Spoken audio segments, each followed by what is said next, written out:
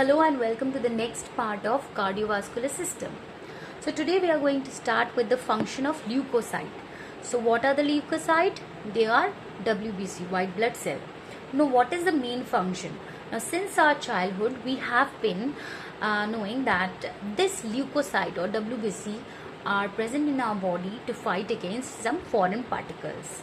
Okay, they act as the defense mechanism of the body. So first essential function of the leukocyte is that what? The defense mechanism. Okay, defense is the most essential function of leukocyte. Now what are the defense mechanisms? How they do defend your body from the foreign particles which is non-essential for your body. First is phagocytosis. Now we all know that this word we have heard earlier when we have studied about amoeba. Okay, amoeba is a protozoa. In that what happens, they engulf their food, they take in their food with the help of a mechanism which is known as phagocytosis. So similar thing, as we know that the white blood cells are amoeboid in nature. Okay, so they are having that characteristics of engulfing food, engulfing the foreign particle. Okay, and that process is known as phagocytosis. Over here what happens, neutrophils and monocytes are actively phagocytotic. That means what? Out of lymphocyte, out of monocyte, out of eosinophil, basophil and neutrophil, all the five, out of this five, only neutrophil and monocyte are the one which are phagocytotic in nature. Okay, that is they themselves engulf the foreign particles. Okay, now what happens when an inflammation occurs due to localized invasion of germs or due to an injury to the tissue? Leukocytes squeeze through the walls of the vessels by diapedesis and destroy the germs by phagocytosis. Associated with wounds and inflamed sites is a sticky fluid called pus. Pus is composed mainly of dead white blood cell and tissue cells destroyed by bacteria. Now what happens as soon as the bacteria try entering your body? In this picture what you can see, look, in this picture we can see that bacteria is entering the body. Okay, this is what? This is a blood vessel. Okay, this is a capillary, the smallest blood vessel. Okay, what happens now? The bacteria is entering your body and trying to destroy the body. Okay, now what happens? This too, the monocytes and the neutrophils, as they are having the phagocytotic nature, what they do, they try to ooze out from this capillary. Ooze out means they try to come out. You see this is a WBC. Okay, generally these are neutrophils and monocytes. What they are doing, you see, they are just trying to move out. They get attached to this wall, and we have earlier in our last class we have known what is diapedesis. So with the help of diapedesis they squeeze out from the capillaries. Okay, from the capillary they squeeze out. Just they stick over here, then they squeeze out and they come over here where there is presence of bacteria and try to engulf the bacteria. See, here we can see that these are the pseudopodia like structure. Okay, which we can see in amoeba also, as they are having amoeboic shape. Okay, so they are just extending their cytoplasm. This is the cytoplasm of the cell. So they are extending the cytoplasm and entering inside. The bacteria is entering inside the cytoplasm and hence it is engulfing it. And this process is known as phagocytosis. And the oozing out, and that is oozing out means the coming out of the WBC is known as diapedesis.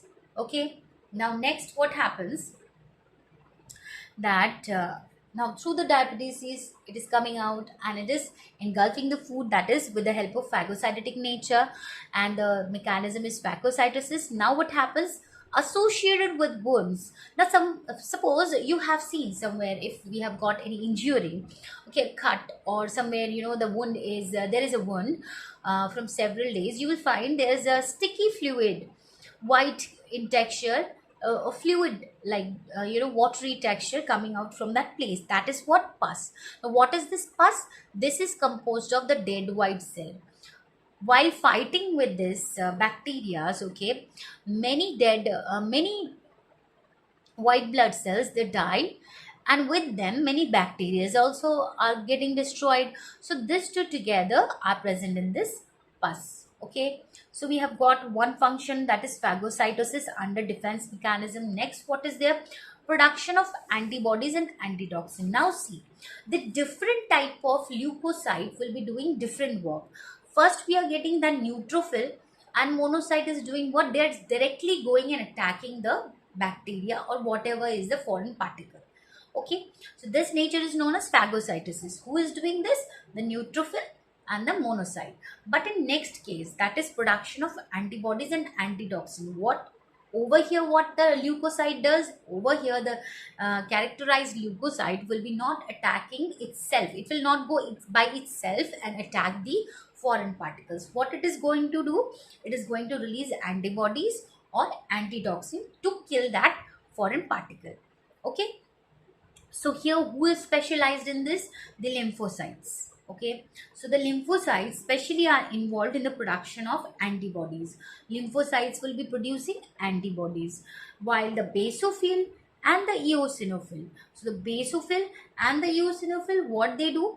They produce antitoxins. So who produces antibodies? Lymphocytes produces antibodies. Basophil and eosinophil will be producing antitoxin. Now what are antitoxins? They are the chemicals that neutralize bacteria products and have a detoxifying effect. That means what? That suppose when a bacteria is entering your body, it starts, a few or most of them, starts releasing its toxic material, which is more harmful than its entrance. Okay, it's like, for example, I'm entering a house to kill someone, and with me there is a poisonous gas. Okay, and I'm trying to spread it. So in that case, what happens? That before killing me, the work of the member of the house should be what? Then neutralize the effect of this gas, okay, which I'm spreading. Got it? So what happens? The same thing happens over here.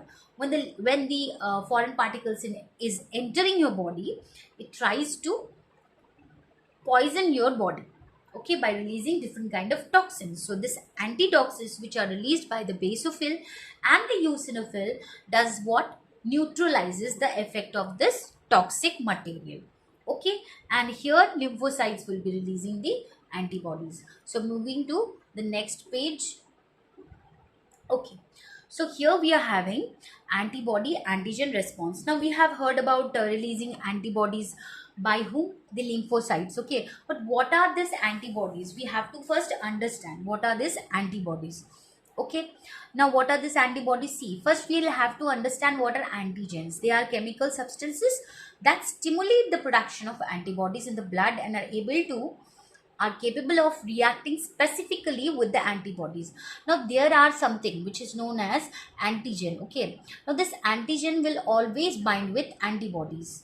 Okay, so what happens that these antibodies, these antigens, as they don't want to be alone, what they do, they stimulate the production of antibodies. Okay, they stimulate the production of antibodies. That means what? That I don't want to go to school alone. What I do? I stimulate my friend. I excite my friend that you also have to go with me, or else I'll be alone in the class. So similarly, antigens does what? The other chemical substances, they will be stimulating the production of antibodies in the blood. And what they will do, they are capable of reacting specifically with this antibodies. They'll combine. Okay, like here we can see one picture. We can see this, see Y-shaped structure. These are the antibodies. Whereas this globular or circular structure are the antigens. So always what happens? Antigens come and combine with the antibodies. Okay, so any molecule that can bind to an antibody is called an antigen. So anything that is binding with the antibody, see, these are the antibodies. So the circular things are coming and binding with them. Okay, so this is what? The antigen. Got it? Now pathogens bound to antibodies are marked for clearance or destruction. Okay, so what happens? Now this pathogen bound to antibodies are marked for clearance or destruction. Most antigens are protein and that make up the cell structure and enzymes of bacteria. Now the thing is that, see, most of the things in our body, whether it is hormone, enzyme, anything, most of the things are made up of what? Are made up of proteins. Okay, similarly this bacteria also release some kind of enzymes, okay, which are proteinaceous in nature. So what happens, these antigens are mostly proteinaceous, and most of the time they make up the cell structure of the bacteria and the enzyme of the bacteria. Okay, so here we can see the antibody attaches to the antigen, covers it and renders it harmless. Okay, so what happens when antibodies will be attaching with this antigen, then this particular antigen will become harmless, it won't do anything. Okay, it will immobilize. Beforehand they were mobilized, okay, they can move here and there. Because of attachment of this antibodies with the antigen, what happens, they are not able to move, they are not able to move, they are not mobilized. Okay, so they become immobile and immobilized antigens. So the main fact of this antibody antigen response is that whenever there will be a response of antigen in your body, then the lymphocyte will be releasing antibodies. Now this antibodies will do what, they'll bind with this antigen and make it totally fully harmless and immobile. As it will become immobile, so it cannot harm you anymore. Okay, now next is what let's read nicely what are antibodies. Now they are also special protein. As I said, most of the structure, most of the things, are made up of protein. We are made up of proteins, so protein production should be for lifetime in your body. Okay, so antibodies are special proteins that inactivate the antigens. They are inactivating the antigens. When some antibodies combines with antigen, they activate proteins known as complement that have been circulating in an inactive form in the blood. Complement forms a partnership with antibodies once they have reacted with antigen to help destroy foreign invaders and remove them from the body. Now what happens? See, as they get attached, these antigens are getting attached with the antibodies, so hence these antigens are no more harmful for your body. Moreover, what it does, if any other antigens or pathogens are entering your body, they'll help you, or they'll help in removing those antigens from the body or destroying those foreign particles. Okay, so next we are moving on to what, thrombocyte. Now after leukocytes we are moving on to the thrombocyte. What are thrombocytes? They are the platelets. Okay, now since our childhood we have known that these platelets are what, they help in blood clotting. Okay, the main purpose of this is blood clotting, and yes, it is. So first let's read that what's its how is its structure, how much it is present in the blood. Okay, so they are oval in shape and special cells numbering between how much, 250,000 to 400,000 cube. Okay, and their lifespan is how much, the lifespan is 5 to 9 days. Okay, now what's there, they are produced from giant cells in the red bone marrow. See, anything that is produced in your body will be produced somewhere, isn't it? We have already known, like red blood cell is produced where, in they are also in the embryo, they are produced in different place. In the adults they are produced in different place. So similarly leukocytes are also produced from somewhere. Similarly thrombocytes, they are produced from the red bone marrow. Okay, human and mammalian platelets do not have nuclei. Like RBC, human and mammalian platelets are also not having any nuclei in them. No nucleus is found. So like leukocyte, thrombocytes are also phagocytotic. Now leukocytes we have found most of them are phagocytotic. So here thrombocytes are also phagocytotic in nature, and they can move. See, those are phagocytotic means what? They can move from one place to another. Okay, because to be phagocytotic, you have to be freely mobile. You have to move your body from one place to another. Okay, in search of food, right? So that's why thrombocytes are also what, phagocytotic, and therefore if they are phagocytotic, they'll be moving and moving, and what they'll be doing, they'll be also producing pseudopodia. As I said, that amoeba is extending its pseudopodia to engulf the food. Similarly, in this case, place, also platelets are there, which will be if they are mobile. What is the purpose of mobility? To grab some food. Okay, what is the purpose of phagocytotic? To grab some food. and with what it will grab some food with the help of pseudopodia. Now, another interesting feature is their ability to adhere a foreign surface and clump together under various influences. Now, this is one speciality. Okay, and another, what is one speciality, that they are phagocytotic like the leukocyte itself, and they are having pseudopodia.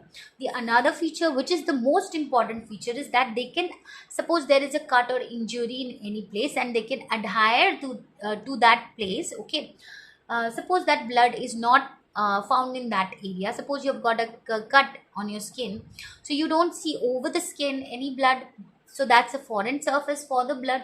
So what it will do for the platelets, so what it will do, it will come to the foreign surface and it will join up together, it will form a clump together. Okay, and what it will do, when it will form clump together, and then hence it will form clot over there, anything which will come and bind together. Okay, what it will form, it will form clump over there. Next, what is there, see, platelets also release and take up certain chemical substances.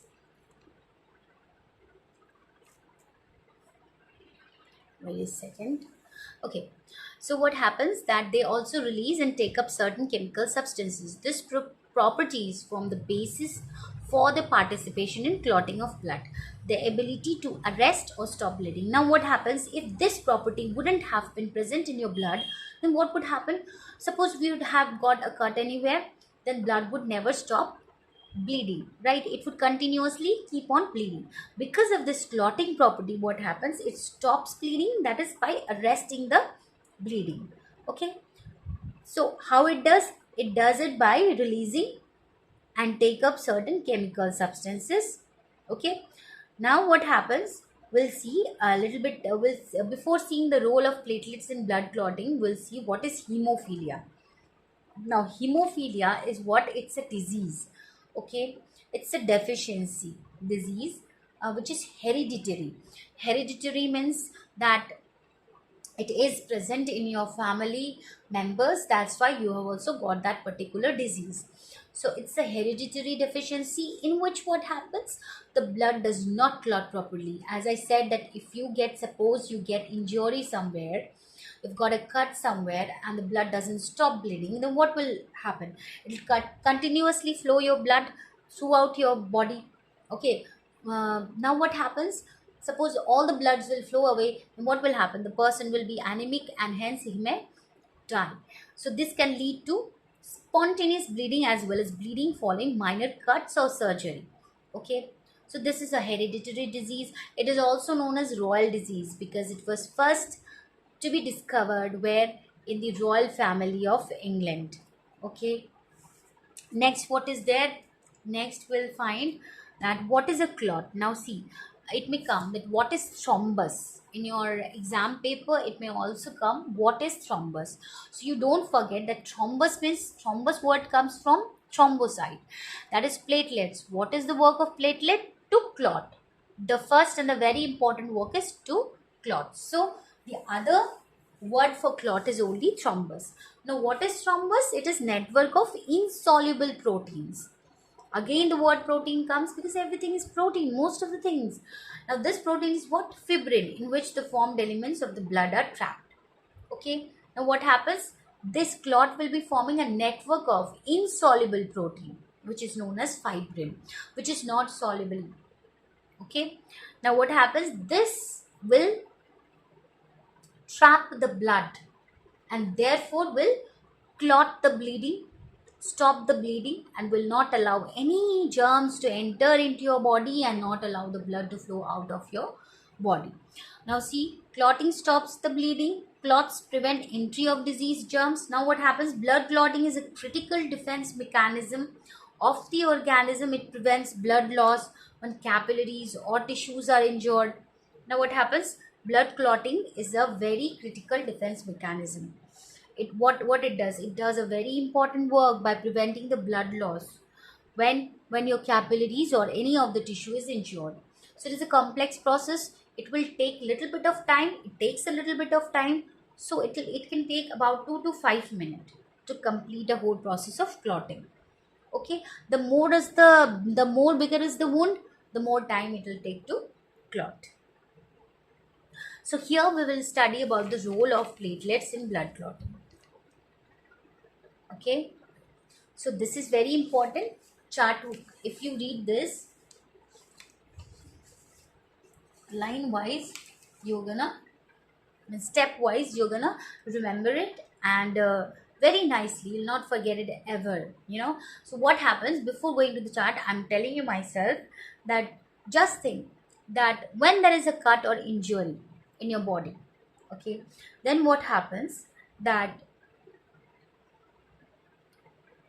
platelets, okay, they are the main thing which we are talking about over here, the thrombocytes, okay, or the platelets, what they do, they will release chemical compound. Now here whatever will be happening will be chemical, okay, will be all about chemistry. Now what happens, the platelets will do what, they will release something that is known as thromboplastin. Now thromboplastin will do what, now see, platelet is releasing thromboplastin, and thromboplastin's work is to change prothrombin into thrombin.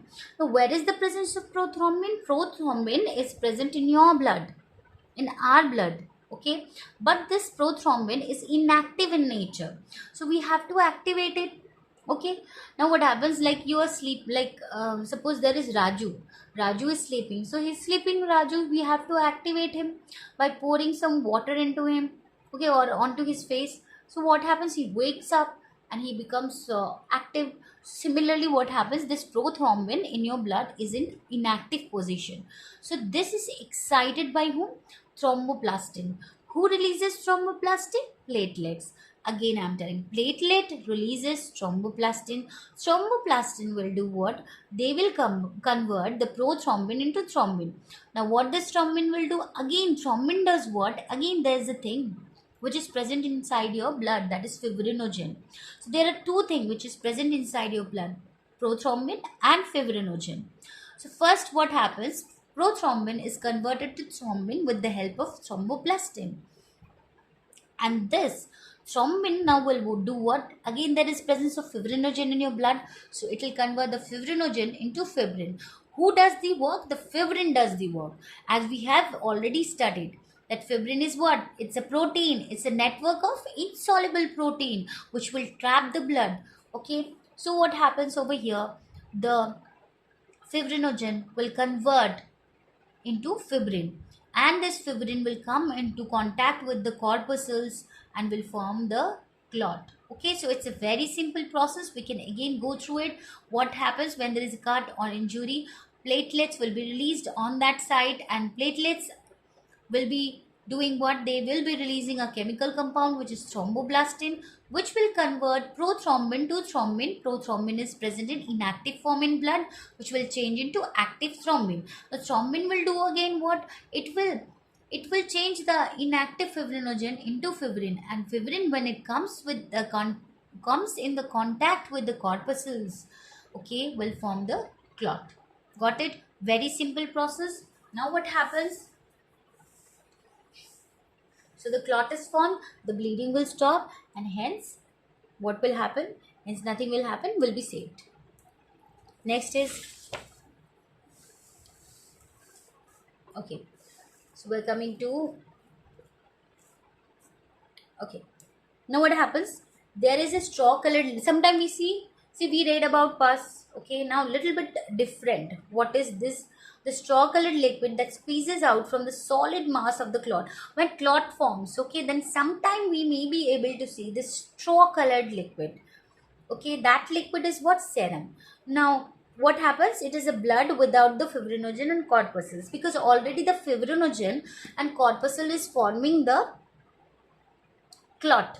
Okay, so when the clot is formed, so the clot contains that fibrinogen and corpuscles, but here what happens, little bit of blood is oozed out, but this does not contain any fibrinogen and corpuscles, so it is straw colored in liquid, it is straw colored liquid, and therefore it is known as serum.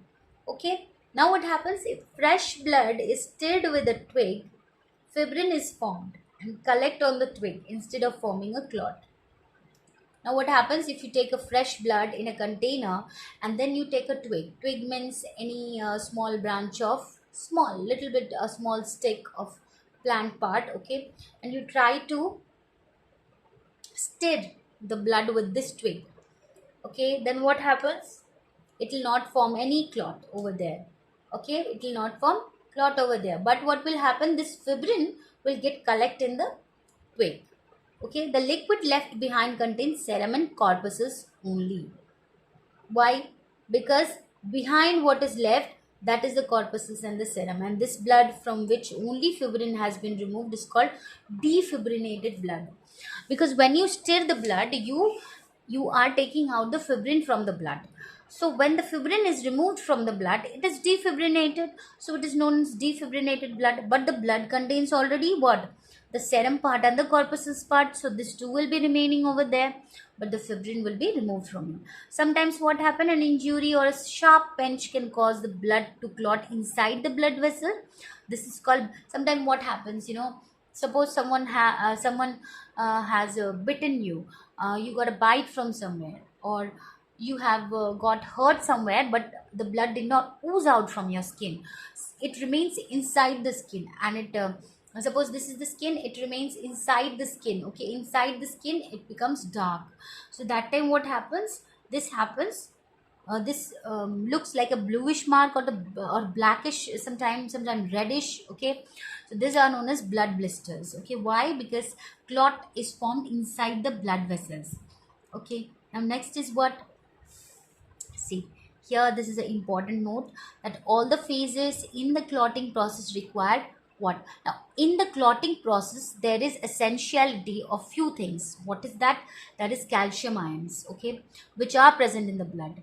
Then vitamin K is required for the formation of prothrombin. Suppose there is lack of, we say, isn't it, that due to deficiency of vitamin K, blood clotting is affected. Why blood clotting is affected? Because if vitamin K is not formed in your body, okay, is not supplied in your body, then prothrombin will be not formed properly. Hence, if prothrombin will be not formed, then thrombin will also not form. If thrombin will be not formed, then fibrinogen will not get converted into fibrin, and hence there will be failure of clot formation. Okay, that's why. Now phyloquinone is the main dietary form of vitamin K. Okay, it's very important point. That means what, vitamin K and calcium ion is very much important for the clotting of the blood. Next we are moving on to, now listen, we all know that blood clots, whenever there is an injury or something, we get a cut, okay. But inside the blood, inside the body, why the blood does not clot? Why? What is the reason? Or sometimes you see that for blood test, if blood is taken, okay, why the blood doesn't clot in that case also? Suppose you go for a medical checkup and doctor gives you a test of a blood test, then what you do, you go to the medical center and your blood is withdrawn, and therefore what happens, that blood, you see that they have taken a test tube, a small test tube, but the blood does not get, they do not coagulate, because if they will coagulate, then what will happen, the composition will similarly, they'll change, and you won't get the report as it is, okay. So therefore that means what, some mechanism is there which does not allow this blood to clot. Now in our body, what is the mechanism? See, now the coagulating factor remains inactive in the blood. Yes, because there is no cut or injury. Okay, but still, suppose there is like we get blood blister. Okay, in that area only the blood gets clot, but not in the whole full area of your body. Why? Because there is an anticoagulant, which is heparin, which is present in the blood. Now heparin is what? It is naturally occurring anticoagulant present in the blood, which is produced by basophil leukocyte. See, this is very important, okay, that how is the heparin formed? It is formed naturally. From where? From what? It is occurring anticoagulant. From what it is produced? It is produced from leukocyte, basophil leukocyte. Now what is its work? It prevents the formation of prothrombin, okay, neutralizes the action of thrombin, and combined with fibrinogen, thus interfering with the coagulation process at every stage. So at every stage what happens? It does not allow the blood to coagulate, because it is not allowing, it is preventing the prothrombin, it is neutralizing the action of thrombin. And what happens, it is also therefore not combining, it is also not combining with fibrin, hence it is combining with fibrinogen, thus it is interfering with the whole process, so therefore clot is not formed. So heparin is the main thing which is not allowing the blood to coagulate inside the body. Now what happens, the endothelium of blood vessels is intact, undamaged. That is also one more reason.